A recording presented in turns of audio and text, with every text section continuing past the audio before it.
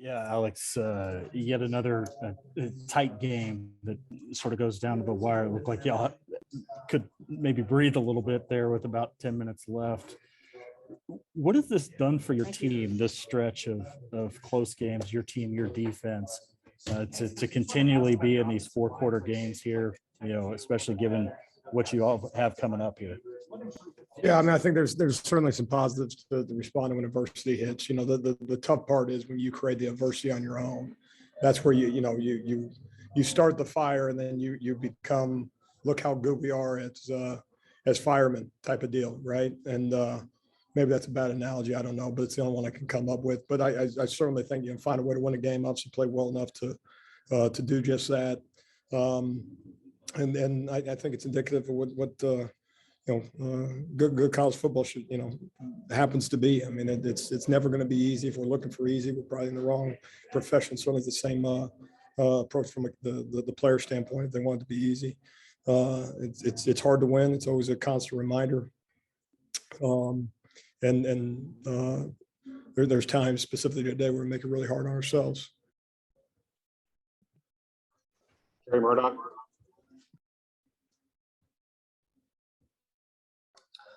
Hey, Alex, I'm curious kind of just how you prepared through the week, not knowing what was going on with Skylar Thompson. Obviously, he wasn't very mobile today, but how does that play out this week? And did you have a sense at all that you were going to be facing him today? Well, the results would suggest we didn't prepare at all for any quarterback or the offense that we faced, which that's something we got to analyze as a defensive staff. And obviously, I'm in charge of it. So we clearly did a poor job, specifically myself. And I think that's regardless of quarterback. What they do offensively is very multiple. We've talked about it. They use the jet sweeps. The tailback's obviously a good player, a good O-line. I think certainly got a lot of respect for number 7. He's done a tremendous job against us now 3 times. No, to say somehow any issues that we had defensively were because we didn't know who was going to be the quarterback would be false. But he did a tremendous job, and certainly credit goes to those guys. It turns out they prepared for us certainly much better than we prepared for them. John Hoover. Alex, I wanted to get your reaction to Nick Benito's fumble return in the first quarter, and then I think third quarter, Jordan Mukes, it looked like was in coverage on that deep ball. Here's a guy who's, I guess, played safety most of the first half of the year, and now looks like he might have moved to corner. Can you kind of describe what happened there? Yeah, just trying to get more production out of the back 7 of our defense, whether it's linebacker or secondary, and earn reps in practice. I thought he was in pretty good shape, and you got to adjust to as the route climbs higher, you got to climb higher with it, and maybe the video is different than initially how I saw it, but trying to get some young guys going. It's also indicative kind of how guys are practicing. We believe in practice. Some of our players don't, and so guys get opportunities when other guys maybe don't practice as well and stuff. But certainly game evaluations are part of it too. But trying to get a young guy going. And I think he's going to be a good Oklahoma Sooner in time. Maybe it's bad on my part to put him in that situation. So any issue that he has on me, watching Nick, I think having an opportunity to get a takeaway, they don't get points for crossing the midfield. We can get as frustrated as we want. They get a few first downs, and we have sensitivity to it, or we can find a way to make a play. I thought it was tremendous. I think Reggie, you got to help me out here. I think Reggie maybe got it out right. And just keep swinging, keep battling. We don't gain immunity to we're not immune to offenses having drives against us. And so what we got to do is we got to find, obviously, but we got to find a way to get a stop. And there's 2 other instances, I think today, or 3 other instances, maybe where we dropped interceptions. And it's not extra credit to make plays. And so we got to make more of those, but that was tremendous, absolutely tremendous. And in a 1 possession game, you circle back to some of those. James. Alex, I'm just curious. You don't sound like you're real happy with how the defense played today. Yet in the middle of the game, you forced punch. You had the big play with Benito at the beginning. I'm curious, how well did you feel like your defense played today? Well, number one, I'm thrilled with the win, and so I am. It's hard. Can't say it's hard to win and to be sad that you won. I'm certainly not that. Just the plays that we didn't make are rolling in my head, and so much of it being self-inflicted. You're not going to champion a good defensive performance, and not anybody would give us credit for one today. And have the errors that we had, which goes back to preparation, which goes back to coaching. And we were not a defensive a week operation, and we're not taking advantage of those cumulative reps that we keep talking about. 8 months of 9 months, now 10 months of repping these calls. And all of a sudden, I assure you, we have someone responsible for the tailback. And yet, on national television, it appears that we're not very well-coached unit. So in any event, no, I'm thrilled. Find a way, man. Find a way. But believe me, I got a big smile. You just can't see it, knowing that we're 5-0 football team, and like I've talked about before, it's a 1 week evaluation. It was good enough to win today. Our chief goal is a whole 1 point less than the offense scores. We got that done, and then we got to get a whole lot better. Hey, congrats on the win. Thanks so much. We're in the drum.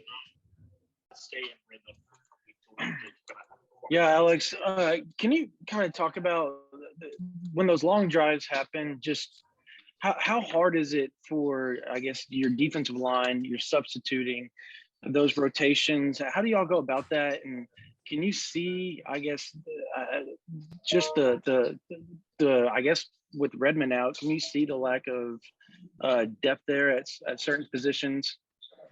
Yeah, I think that the lack of depth is playing itself out, and again, that there's been times where, we've been awfully excited about the depth, and then we can circle guys that made plays for us in weeks prior to, but so we'll keep it very specific to this game. I thought the impact of our front was minimal at best. The opportunity for quarterbacks to step up and make plays, and it was almost non-existent over the course of the game. Again, that's on me, right? What am I doing wrong to put the defense in front of the position that they can't have more production and have a more impact on the game? So it's on us as coaches. The calls haven't changed since days past where we had more production maybe than they need to. But no, certainly, again, you're not immune to those things, and then you get really frustrated. All of a sudden, you look up, there's 10 points at halftime. I sure wish there was 10 points at the end of the fourth quarter, right? And so no, football happens. Game breaks out every Saturday. That opponent has a tendency to want to move the ball on you. Sometimes they do. We got to do a better job. Caroline Grace. Yeah, Coach. So Lincoln really expressed that this was a game where he saw OU play like a complete team. So I'm just wondering, how does this help you go into practice against Texas, who is also starting to look like a complete team?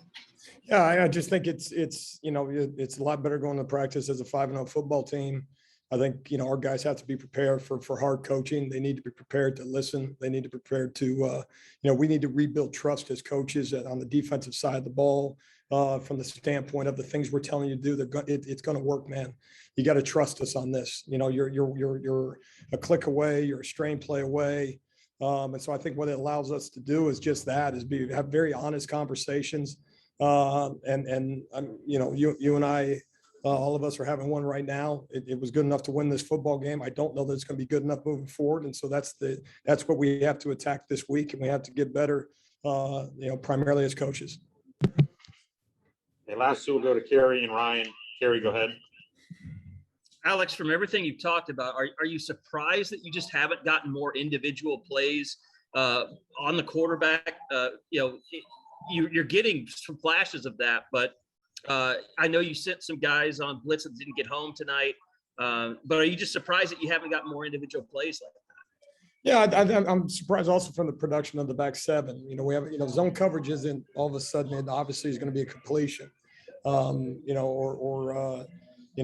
me those slants from last week that we're so frustrated with, right? And then all of a sudden today, let's defend the slant. All of a sudden, the ball that's thrown underneath us, turns into an explosive play. And I'm sitting there like, I don't know which coach is communicating that to their players, that's somehow acceptable, or that's how we play zone coverage. I bring that up because that level of the defense has to allow those guys in the front. It's 11 guys working together. Obviously, one guy gets a sack, one guy gets a takeaway so often on an individual play, but so much of it is 11 guys playing as one, not 11 guys minus two. Then all of a sudden, plays have a tendency to be more positive on the offensive side of the ball. And also, I don't know where our mind, it's too much 10+1. I'll just kind of be out here. You guys go make a play. And then, too often, football has a funny way of finding you, when you have that mentality. We got do a better job. 11 guys. Am I surprised, one guy's not making a play? When 11 guys aren't doing the right thing, it's very difficult for one guy to make one. Also, could you just talk about Justin Broyles today? I mean, having to get the start for you. Yeah, no, Justin's really stepped up, played well. There's certainly some bright spots, and God dang, I hope so as you go through it. But I think, looking at Justin, the guys played a bunch of positions for, stepped up. Obviously, Trouble's been out, end of the last game. Obviously, Keyshawn Lawrence played a lot tonight. Billy Bowman coming back, has helped us. Got Damon Harmon in a little bit today. Been pleased with, Justin. And he, like so many other guys, just fighting for more production, but was very pleased. Thanks, Alex. Yeah, thank you. Ryan, Yeah, Alex, you alluded to it with a couple of those answers there, but the problems with defending Deuce Vaughn, especially in the passing game, and really all their underneath and some of that short passing that they were able to have success with. It seemed like you figured some stuff out there as the game went on. Did you, what was different there? Sorry, there's a question being asked right now. No, I got you. What was different there? And what does that mean for, here moving forward, especially as you got, another really talented running back to play a week from now? Yeah. And you got to make a decision, how much respect do you give to, from a, running back in the pass game, how involved is he? Obviously in some of the empty sets, they use him obviously out in the backfield, and then late in the game, we got two guys on him and we both decide to leave him, which doesn't make a whole lot of sense to me as you go through it. So no, I think just overall, as you look at it, you got to make sure in zone coverage. Some of that is, if you wait to the ball, the receiver catches the ball, we're playing zone. There's limitations in every zone coverage. They throw the ball underneath. All right. It may be an opportunity to still get a PBU. We got an elite break on the football, but even then it's a catch. It's got to be down on contact. And so as big as anything on a lot of those things was, again, it's a catch. We're so frustrated by the catch, we decide to miss a tackle. And the fact that there's not a convergence on that ball, zone coverage implies all zone. It's not certain guys are in zone, everybody else is playing man. So much of that is just, creates the ease of execution offensively. Because whether you're in man conflict, obviously you got one-on-one coverage. And then if you're in zone and they have success versus either, then obviously it makes it very difficult to roll the extra calls and feel like you got any semblance of taking something away. And so, again, credit goes to them.